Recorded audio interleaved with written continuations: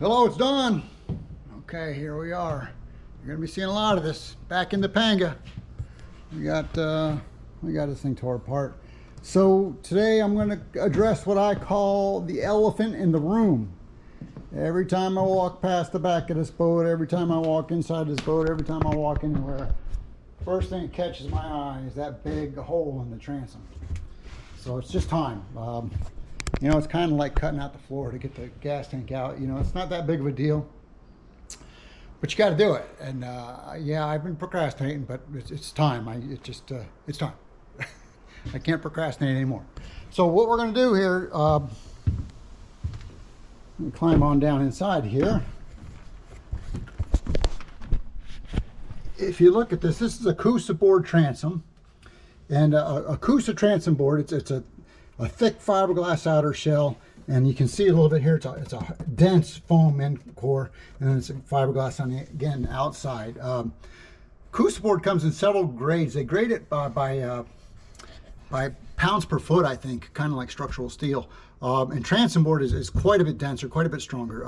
So this is 2-inch Coosa board. This is plenty strong on its own. But what I want to do is I'm going to set my saw depth. I've measured this already. This is 2 inches completely. And it's got a 1/4 of an inch. There's a good spot where you can really see it. There's a 1/4 of an inch of solid glass on the outside of the boat. So I'm going to set my saw depth at 2 3/4 inches. There we go. Right to there. And I'm going to cut out this square area that you see. And I'm going to pull out the foam plug, if you will.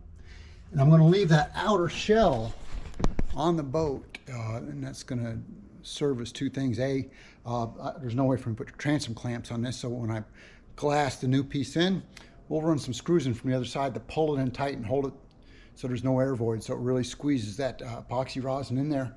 And I'm probably just going to do one layer to start with. I'm not sure yet, but right now I know I got to cut it out. Okay. Double check that blade depth. And we're right at 2 3/4 inches. Double check that on the transom, 2 3/4 inches. Let me cut as much as I can out with this, so we can keep working.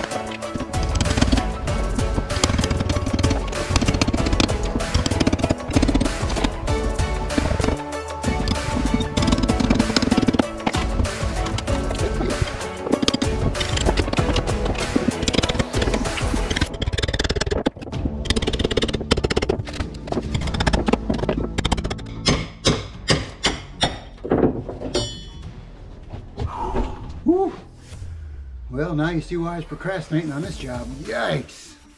That was no fun. Okay, we're over here on the outside. What we're going to do now, we're going to bevel the outside of this hole all the way around, because all that's going to be pushed to it. And we're going to go back and fill this side with glass. By beveling it, it's just like if you're doing a weld on steel. You know, if you just go on that one edge, you've only got that small edge. But by beveling it, you're increasing your surface area. I'm getting more bondage, more place for glass to grab. So we're going to bevel this all the way around like we did the side vents. And then when I lay my fiberglass cloth in there in layers, building it up, it's going to get bigger as they go all the way out to this outside of my bevel. This will be strong as if it was part of the boat. Let's get that done.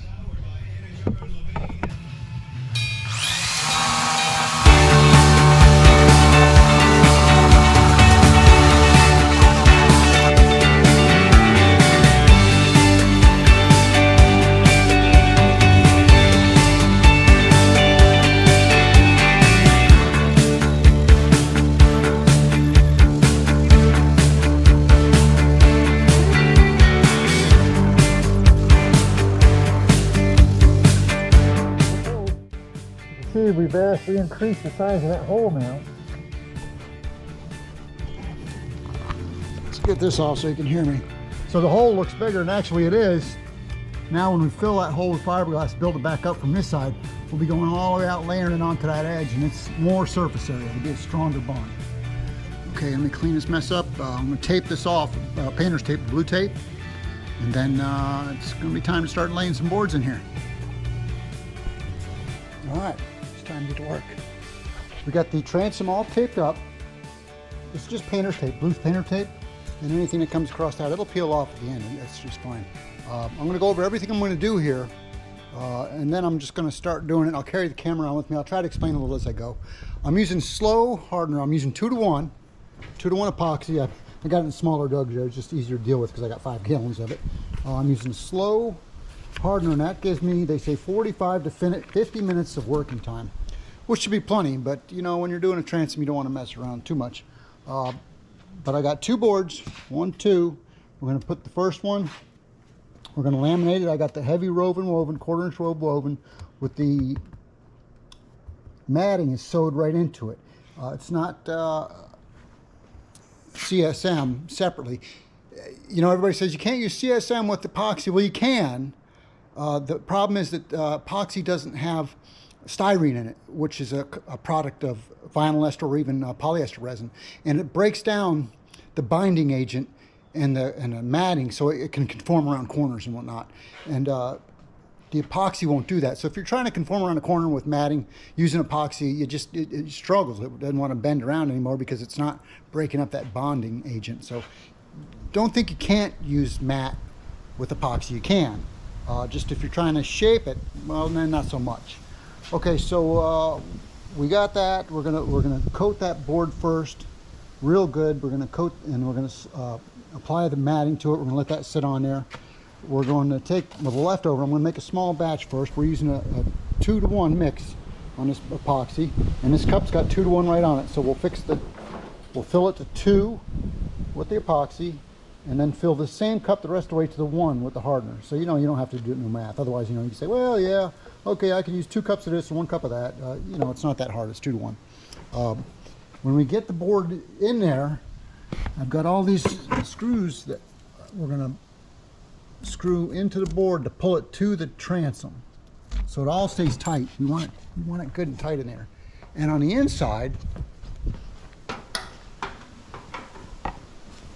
you see we're all cleaned up, all wiped down. It's ready to go. On the inside, once I get that first board in, I won't be able to run them screws in there. It'll push the board away. So I've got this 2x4, and I'm going to wedge it in there.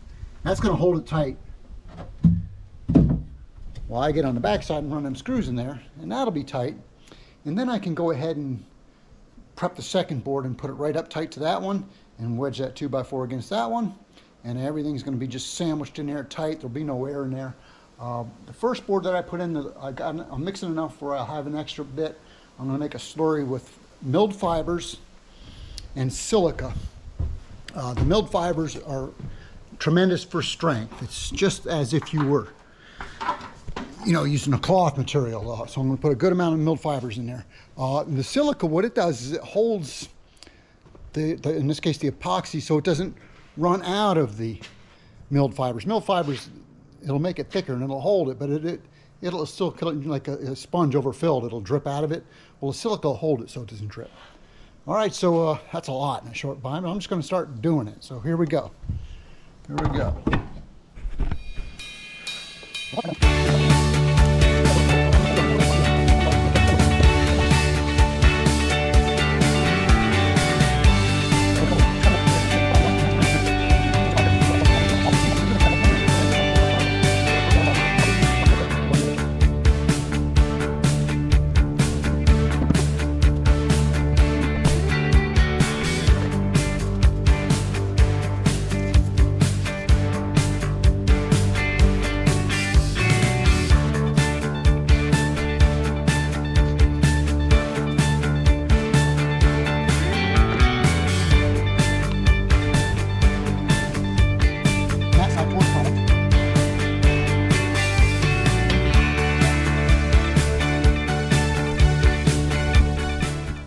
Out the corners on this so it'll fold around them corners. make it push into the area better.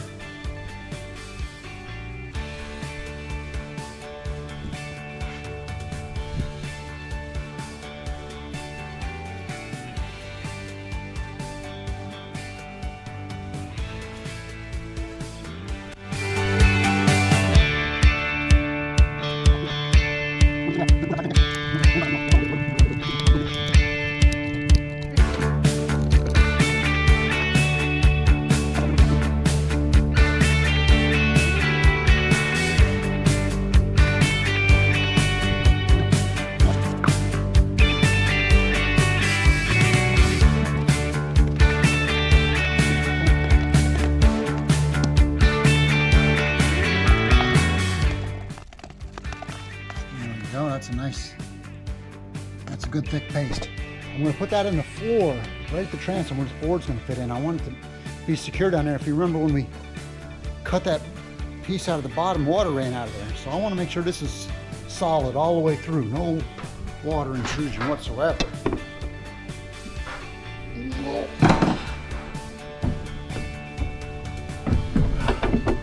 I also want to take this, goop up that whole bottom section real good.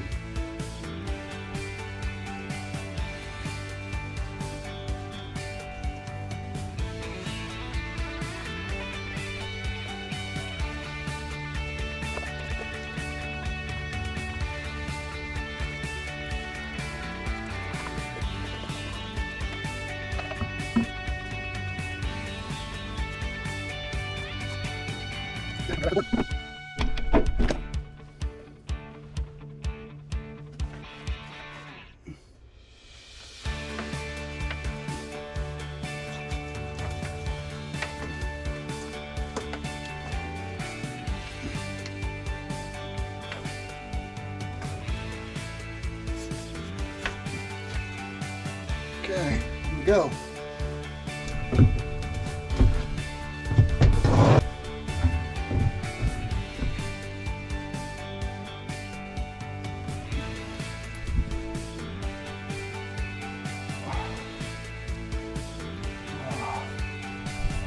Beautiful.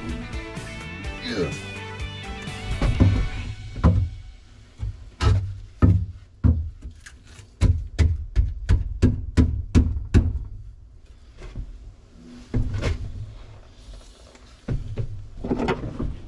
That's working good.